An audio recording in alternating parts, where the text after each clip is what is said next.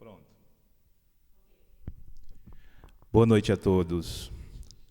Que a paz de Jesus esteja em todos os nossos corações e que o nosso coração também esteja receptível a essa paz. O tema sugerido da noite, o sentido da vida. Dentro desse tema nós vamos trabalhar o significado, o objetivo, o propósito do nosso viver aqui na Terra. Às vezes nos pegamos debatendo entre as críticas, procurando culpados, entre o papel de vítima e o papel de perseguidor, e esquecemos temporariamente o real papel, a real importância da nossa vida aqui nesse caminho de progresso, nesse crescimento.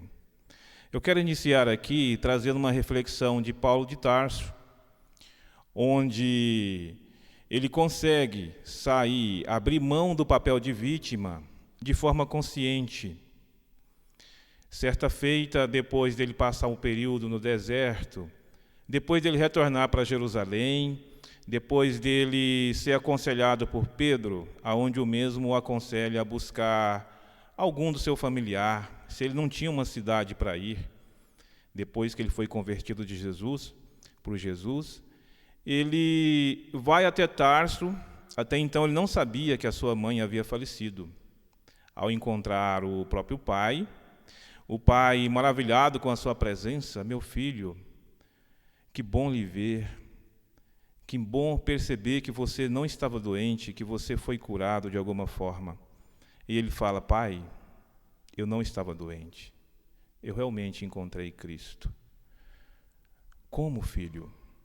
Se encontrou Cristo, estava doente, isso é loucura, isso é demência.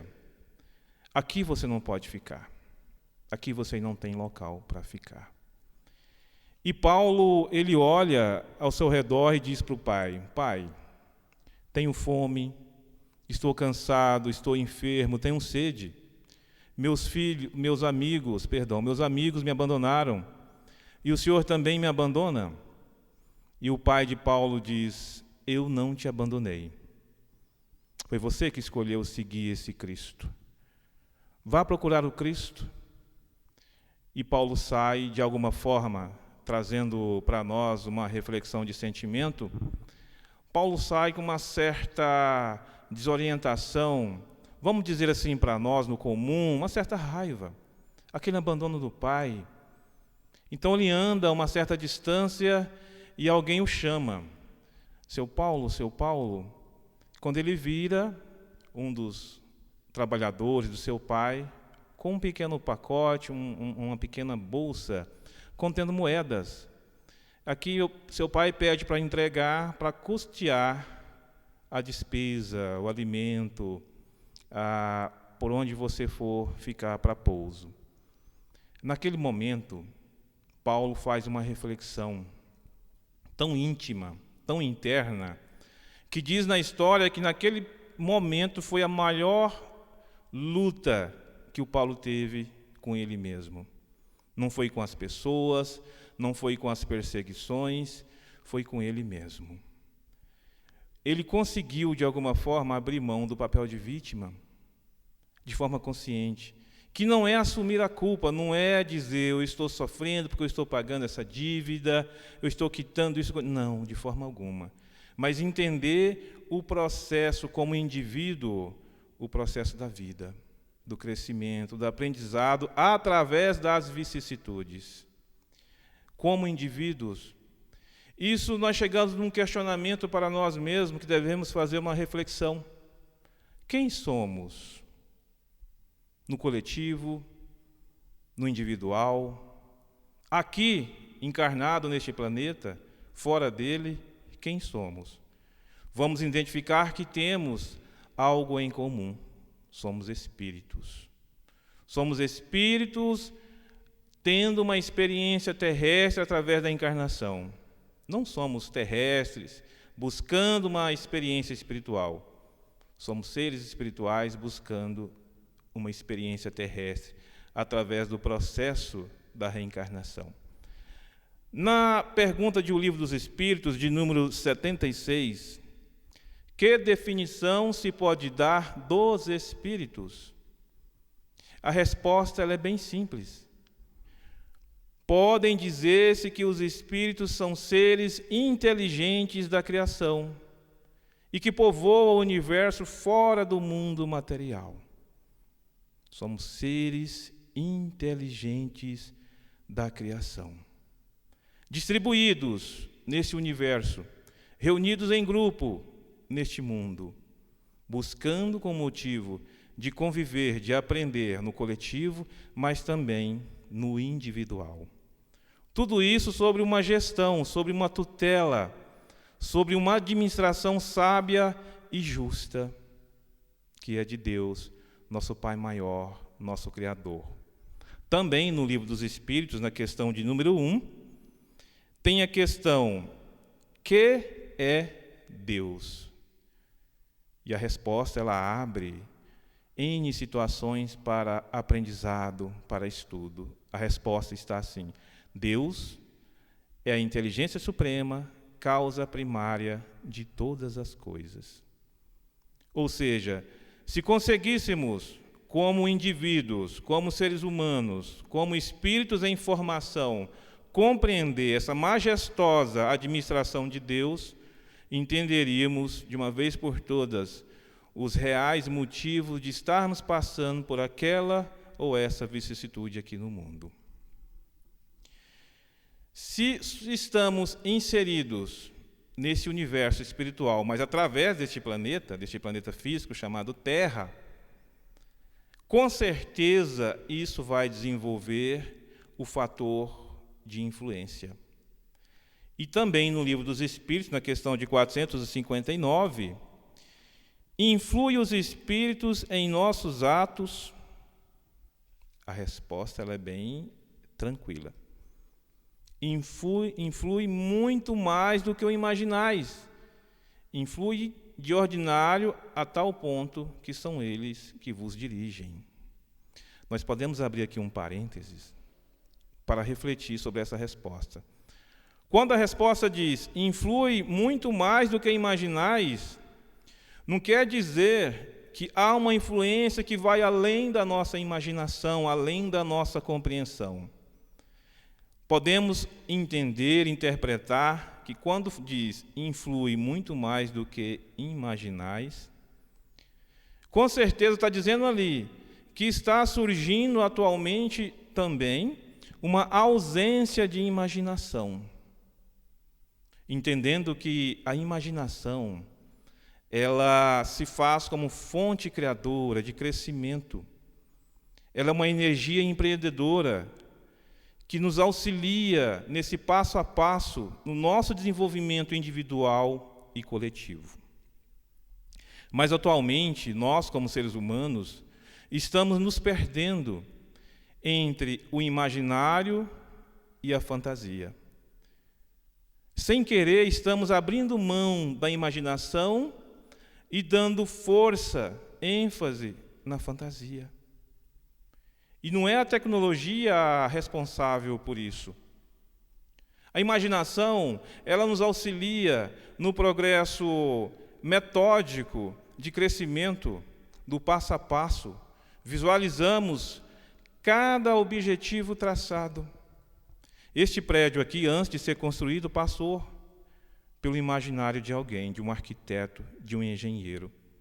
A fantasia, ao contrário da imaginação, ela vai direto ao ponto, porque a imaginação, ela trilha, ela faz o elo entre o início da luta e até o objetivo final, que é a conquista. A fantasia, ela salta tudo isso, ela vai direto na conquista. No universo da fantasia, é muito mais fácil se imaginar ser aplaudido num palco do que se imaginar trabalhando, lutando, abrindo mão de alguns confortos, abrindo mão, talvez, até da própria família, para chegar àquele determinado sucesso, àquele determinado objetivo. E uma vez, quando a coletividade está preocupada, conectada com a fantasia, obviamente que isso vai trazer de um modo geral para todos nós, tanto para o individual quanto para o coletivo, um certo atraso no crescimento de todos, no crescimento, no desenvolvimento do próprio mundo. E é nesse ponto aí que a providência divina vai trabalhar para que isso seja ajustado da melhor maneira possível, para que todos consigam, por sua vez, esse crescimento.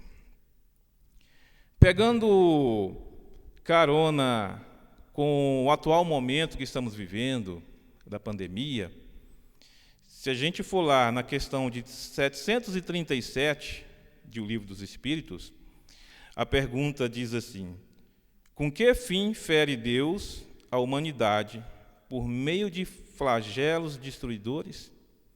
A resposta ela é bem curta: para fazer progredir mais depressa a humanidade. Uma vez que no coletivo estamos fazendo com que aconteça esse determinado atraso, a providência divina com certeza tem que agir. Mas compreendendo que Deus é uma administração sábia e justa, que acompanha cada um de nós nos nossos projetos coletivos e individuais, vamos entender que dentro desse roteiro há um sentido lógico, há um sentido da vida, há um sentido de viver, aonde todos nós temos que trilhar. Porque esse progresso, ele se faz no intelectual, no moral, individual e coletivo. Se olharmos essa individualidade, essa coletividade de crescimento, nós vamos perceber que alguns fatores, desde do período que nascemos até o período de retorno para a pátria espiritual, vai acontecer alguns desabores necessários ao nosso crescimento, ao nosso entendimento. Aqui nós vamos tentar entender o processo das vicissitudes da vida. Poderíamos separar aqui as principais, 4 delas. Nascer é uma vicissitude. Quando nascemos, logo sabemos que um dia teremos que morrer. Teremos que abrir mão deste mundo para retornar ao verdadeiro mundo, que é a dimensão espiritual. Então, nascer é uma vicissitude. Para estar aqui neste mundo, através de um corpo, para esse crescimento, para essa evolução, para esse progresso íntimo, para esse progresso coletivo, só através do nascimento físico. E para sair deste mundo, através da desencarnação, através da morte, através do falecimento. A outra vicissitude está no envelhecer. A velhice é uma vicissitude sobre a qual todos nós temos que passar. Talvez alguns mais, talvez outros menos, mas todos nós vamos trilhar o caminho da velhice, o caminho da idade avançada. A outra vicissitude são as enfermidades, a doença. Como nós temos uma cota para viver e conviver aqui neste mundo, naturalmente o nosso corpo ele vai sofrer um desgaste devido ao uso. E naturalmente vai surgir algumas patologias que são naturais ou oriunda do nosso próprio comportamento íntimo, da nossa própria vibração íntima. Outras vicissitudes que poderíamos acrescentar aqui, o trabalho árduo, os desafios, o relacionamento. O relacionamento é uma vicissitude. Se relacionar é uma vicissitude. Porque quando nós nos relacionamos, corremos o risco de sermos traídos. E eu não estou dizendo da traição conjugal, mas da traição de todos os sentidos. Isso faz parte. E, evidentemente, temos que passar por esses períodos para ir burilando o nosso sentimento, a nossa compreensão do ato de conviver. A dificuldade financeira também é uma vicissitude sobre qual todos nós deveremos passar hoje ou amanhã. Esse sentido da vida, ele traz um significado particular. Não tenho a pretensão de trabalhar o sentido da vida em 20, 25 minutos, porque é impossível. Para falarmos do sentido da vida, ficaríamos aqui durante o ano inteiro, e ao final do ano não conseguiríamos concluir, porque é vasto, é contínuo. Então nós tentamos falar de uma particularidade. E a particularidade do sentido da vida é encontrar esse significado coletivo para todos nós, mas também o individual, aquele que é nosso, aquele que depende de nós. Tais vicissitudes, onde todos terão que passar, mais cedo ou mais tarde, em graus mais elevados ou menos elevados, ninguém, inevitavelmente, todos terão que passar. Mas dentro desse processo, o desenvolvimento intelectual e moral é de cada um. É responsabilidade nossa. No ato de uma dificuldade de saúde, como estamos vivendo atualmente, é nossa responsabilidade aproveitar o momento para o aprendizado, para a reflexão. Em cada vicissitude que estamos inseridos, todas elas estão presentes os fatores que nos colocam em exercício pleno de amar, de auxiliar, de compadecer para com as pessoas, de exercitar a compaixão em nós. Nós, como seres humanos, espíritos encarnados, por definição, somos bons. Existe amor dentro de nós. O que existe é a ausência da prática desse amor. Então, seguindo uma ordem natural, onde todos devem passar, e também o individual, que é de nossa responsabilidade. Para caminhar para a finalização, compreendendo esse exercício das vicissitudes da vida, da confiança na providência divina, que é infinita, que administra esse mundo e não deixa nenhum de nós passar situações sem que não haja necessidade. No livro A Vida Escreve, de Hilário Silva, no último capítulo, o Ensino da Luz, tem uma passagem belíssima que vem de encontro com o finalizar deste tema, onde Tadeu, em conversa com Jesus, ele faz uma pergunta para o Cristo. E aí eu quero abrir um paralelo aqui para você que está assistindo neste momento. Se você pudesse, se você tivesse a oportunidade de estar ao lado do Cristo neste momento, que pergunta você faria para o Cristo? Essa é a reflexão. Que pergunta faríamos para o Cristo se tivéssemos a oportunidade de estar lado a lado com Ele? Nós sabemos que estamos conectados com Ele diretamente, mas se tivéssemos, como Tadeu esteve com Ele, do lado dele, que pergunta faríamos? Que Tadeu ele faz uma pergunta para Jesus: Senhor, qual é a nossa responsabilidade dentro do Evangelho para com as criaturas? E Jesus, ao responder, ele responde através de uma pequena história. Ele diz assim, que certo grupo de viajantes, ao tentar esconder de uma tempestade, visualizam um enorme casarão, tão grande que mais parecia como um labirinto, e eles adentram. Só que as trevas chegam, a noite chegam. E dentro dessa busca, dessa fuga, cada um, no seu ato individual, procura se isolar, cada um para o seu cômodo. A tempestade passa, a noite chega, e ao tentarem encontrar o caminho de saída, não encontram. E ao se encontrarem dentro deste enorme casarão, inicia ali o período de guerra, de conflitos, as brigas, as violências, as agressões. E um certo jovem que passava por ali com uma candeia na mão, ouve os gritos de socorro saindo daquele enorme casarão. Ele adentra com a candeia erguida, simplesmente, sem falar com ninguém, sem dizer uma palavra, ele adentra por uma porta e sai pela outra porta.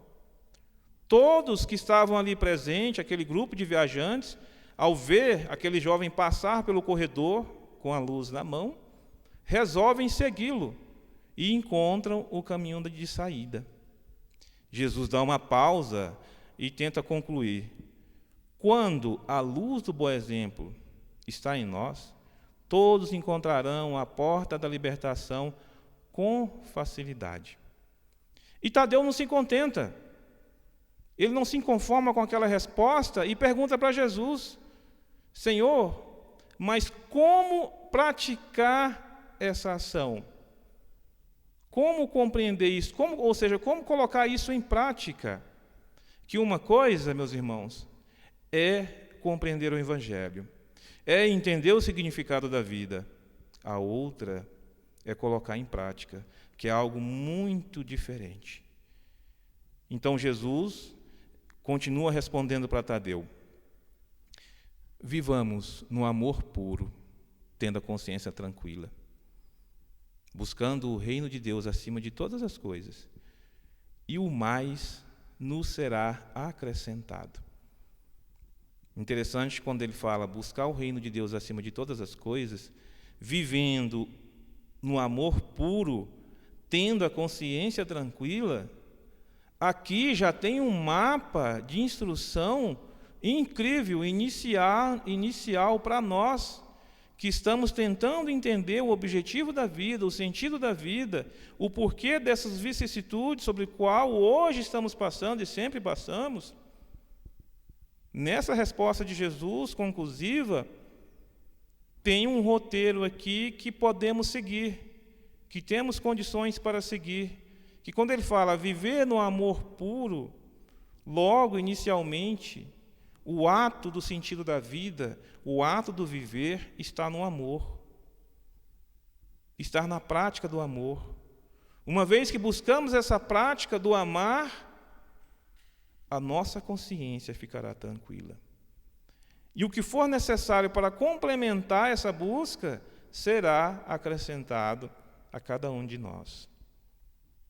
É por isso que quando eu comentei lá no início, que dentro do sentido da vida, ao abrir mão do papel de vítima, ao abrir mão do papel de culpado, vamos entender o processo de forma consciente do que é viver e o que é preciso para conviver. E, inicialmente, é o exercício do amor. Com o exercício do amor, tudo, a princípio, se resolve. A nossa confiança no Cristo, a nossa confiança no próximo, a nossa esperança na melhoria nossa e no coletivo, aonde quer que estejamos. Esse é um dos objetivos do sentido da vida: amar descobrindo a necessidade de amar. Que Jesus nos envolva, que Jesus esteja sempre em nosso coração, e que possamos sempre elevar o nosso pensamento a Ele em qualquer momento da nossa vida, sendo um momento feliz ou triste, de necessidade ou de agradecimento. Vamos fechar nossos olhos neste momento, rendendo graças ao Cristo amado. Senhor, neste caminho infinito de aprendizado, buscando entender e compreender o sentido da vida, nos auxilie, Senhor,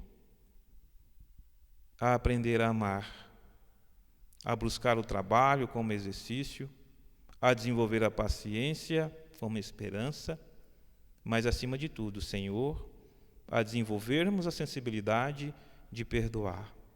Senhor Jesus, que a Tua infinita luz esteja sempre em nossos corações. Muito obrigado, Senhor. Que assim seja.